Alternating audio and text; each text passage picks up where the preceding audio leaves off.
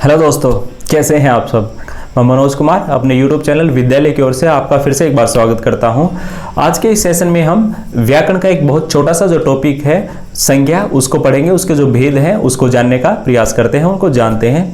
तो देखिए, सबसे पहले बात करते हैं संज्ञा होती क्या है। तो किसी व्यक्ति, वस्तु, जाति, भाव, स्थान आदि के नाम को संज्ञा कहते हैं। व्यक्तियों में हम नाम ले सकते हैं, जैसे मोहनदास करमचंद गांधी हो गए, रमेश हो गया, सुरेश हो गया। वस्तु में हम टेबल, पेन, कुर्सी, ये चीजें ले सकते हैं। जाति में हम जानवर ले सकते हैं, पक्षी ले सकते हैं। भाव में हम क्रोध ले सकते हैं, गुस्सा ले सकते हैं, खुशी ले सकते हैं। और स्थान में हम किसी जगह का नाम ले सकते हैं, जैसे दिल्ली हो गया, तमिलनाडु हो गया, पंजाब हो गया, हरियाणा हो गया, इसी तरह से। तो वो कहते हैं कि किसी व्यक्ति, वस्तु, स्थान और भाव के नाम को संज्ञा कहते हैं। तो ये संज्ञा की परिभाषा है। अभी बात करते हैं इसके भेद की।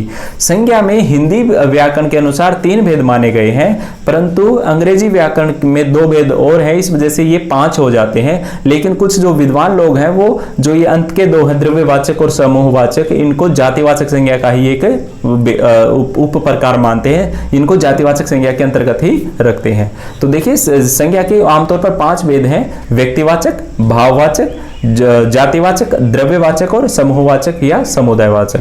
तो बात करते हैं व्यक्तिवाचक संज्ञा की। व्यक्तिवाचक संज्ञा जो शब्द केवल एक व्यक्ति, वस्तु या एक स्थान का बोध कराते हैं, उन शब्दों को व्यक्तिवाचक संज्ञा कहते हैं। अब जैसे व्यक्ति का हो गया, मैंने आपको बताया, रमेश हो गया, महेंद्र सिंह धोनी हो गया, महात्मा गांधी जी हो गए, भीमराव अंबेडकर जी हो गए। तो वो एक व्यक्ति विशेष हो गए, तो वो व्यक्तिवाचक में आ गए। और जिस प्रकार से वस्तु में आप, मैंने कुर्सी, टेबल, पेन, पेंसिल, ये सारी चीजें आ गई। स्थान में आप पंजाब, तमिलनाडु, हरियाणा, ये सब ले सकते हो।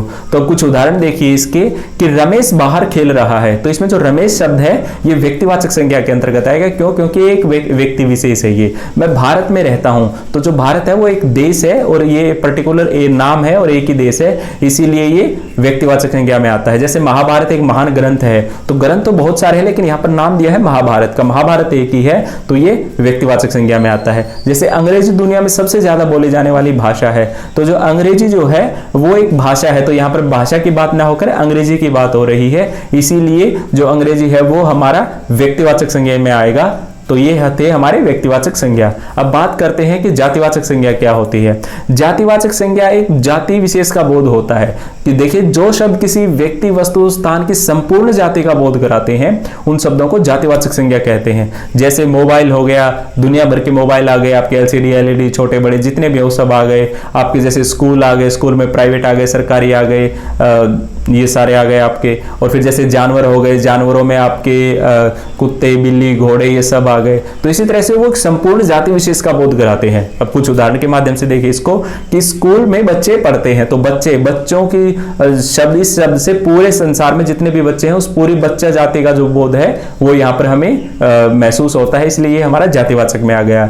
अब जैसे पेड़ों पर पक्षी बैठे हैं, तो जो पक्षी है वो अपने, जो पक्षी, जितने भी पक्षी हैं, चाहे वो तोता, कबूतर, मैना हो, चिड़िया, उन सब का बोध कराया है। तो पक्षी जो जाति विशेष समूह है, तो वो हमारा पक्षी इस शब्द से पता चलता है। तो ये जातिवाचक संज्ञा है। अब जैसे गाड़ियां चलती हैं, सड़क पर गाड़ियां चलती हैं, तो गाड़ियां जो शब्द है ये एक जाति है। इसमें सारी गाड़ियां आ गई, बड़ी भी आ गई, छोटी भी आ गई, इसमें मारुति की भी आ गई, आपकी टाटा की भी आ गई। तो ये सारी जो है, इन्होंने प्रजातियां जितनी भी हैं गाड़ियों की, उनका बोध करवा दिया। तो ये जो शब्द है गाड़ियां, ये जातिवाचक संज्ञा में हो गया।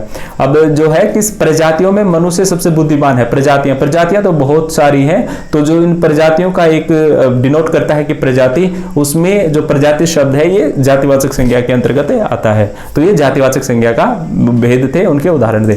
अब बात करते हैं भाववाचक। भाव होते हैं जो हम महसूस करते हैं। अब देखिए कि जो शब्द किसी चीज, पदार्थ की अवस्था, दशा या भाव का बोध कराते हैं, उन्हें भाववाचक संज्ञा कहते हैं। जैसे बचपन, बुढ़ापा, मोटापा, मिठास आदि। अब इनको उदाहरण के माध्यम से समझिए। जैसे भाववाचक संज्ञा के उदाहरण, ज्यादा दौड़ने से मुझे थकान हो जाती है। जो थकने का जो भाव है वो हम महसूस करते हैं, तो वो एक भाव है। तो इसलिए भाववाचक संज्ञा में जो थकान है वो भाववाचक में आएगा। अब जैसे परिश्रम करने से सफलता मिलेगी, सफलता, तो जो सफलता है ये एक भाव है सक्सेस होने का। तो जो ये है ये हमारा भाववाचक संज्ञा में आ गया। जैसे तुम्हारी आवाज में बहुत मिठास है, तो मिठास शब्द एक भाववाचक संज्ञा का उदाहरण है। तो ये भी हमारा भाव में आ गया। अब जैसे मैंने तुम्हारी आंखों में क्रोध देखा है या क्रोध नजर आता है, तो जो क्रोध है ये भी एक भाव है, गुस्सा एक भाव है, तो ये भाववाचक संज्ञा में आएगा। जैसे लोहा एक कठोर पदार्थ है, कठोरता जो है वो एक भाव है, इसीलिए ये हमारा भाववाचक संज्ञा में आता है। तो ये कुछ भाववाचक संज्ञा के उदाहरण थे। अब बात करते हैं द्रव्यवाचक। द्रव्य होता है लिक्विड।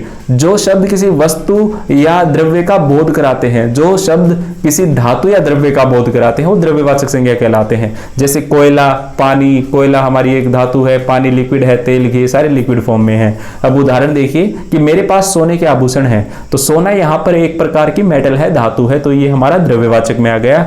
तेल, 1 किलो तेल लेकर आओ, तो तेल यहाँ पर एक लिक्विड है, एक द्रव्य है, तो ये हमारा द्रव्यवाचक में आ गया। मुझे चांदी के आभूषण बहुत पसंद है, तो चांदी यहाँ पर आपका एक धातु है, मेटल है, तो वह भी आपका द्रव्यवाचक में आ गया। अब जैसे लोहा भी आपका एक मेटल होता है, दूध पीने से ताकत बढ़ती है, तो जो दूध शब्द है ये लिक्विड यानी कि एक तरल पदार्थ है, इसीलिए ये द्रव्यवाचक संज्ञा में आता है। अब बात करते हैं जो एक अंतिम भेद है इसका, समुदायवाचक। और मैं पहले बता चुका हूं बच्चों आपको कि जो ये समुदायवाचक है और जो द्रव्यवाचक है ये जातिवाचक संज्ञा के ही अंतर्गत आते हैं। तो देखिए, जिन संज्ञा शब्दों से किसी भी व्यक्ति या वस्तु के समूह का बोध होता है, वो माने कि ग्रुप को इंडिकेट करते हैं, तो वो आपका समूहवाचक या समुदायवाचक में आता है। जैसे भीड़, पुस्तकालय, झुंड, सेना आदि। अब समुदायवाचक संज्ञा के कुछ उदाहरण हैं, इनसे आप इसको समझने का प्रयास करना कि भारतीय सेना दुनिया की सबसे बड़ी सेना है। तो यहां पर सेना की बात की है, सेना में बहुत से सैनिक इकट्ठे होते हैं तब सेना बनती है, इसीलिए ये एक समूह है, इसलिए समुदायवाचक में आ गया। कल बस स्टैंड पर भीड़ जमा हो गई थी, तो यहाँ पर भीड़ यानी कि लोग बहुत ज्यादा इकट्ठे हुए थे तभी भीड़ बनी हो, यानी कि ग्रुप एक समूह बना, तो वो हमारा समुदाय में आ गया। मेरे परिवार में 4 सदस्य हैं, 4 सदस्यों ने मिलकर एक ग्रुप बनाया, उस ग्रुप को परिवार कहा, तो जो परिवार शब्द है वो भी हमारा समुदाय यानी समूहवाचक संज्ञा में आएगा। हाथी हमेशा झुंड में सफर करते हैं, तो जो झुंड शब्द है वो एक से ज्यादा इकट्ठे होते हैं वहां पर, तो वो एक समूह को इंडिकेट किया। जैसे सभा में सन्नाटा छा गया, तो जो सभा यानी कि बहुत से लोग मिले होंगे एक जगह पर, तब उस सभा बनी, और उस सभा में एक जो सभा है वो समूह को इंडिकेट किया है उसने, तो ये हमारा समुदायवाचक संज्ञा के अंतर्गत आ गया। तो ये आज हमने संज्ञा को पढ़ा है, उम्मीद है आपको बहुत अच्छे से समझ में आई होगी, और ये आपके आगे की कक्षाओं में और कक्षाओं के बाद में भी अगर आप कोई एग्जाम देते हैं उनमें भी आपके काम आती है। तो मैं इस चैनल से जुड़ने के लिए आपका एक बार फिर से धन्यवाद करता हूँ। धन्यवाद।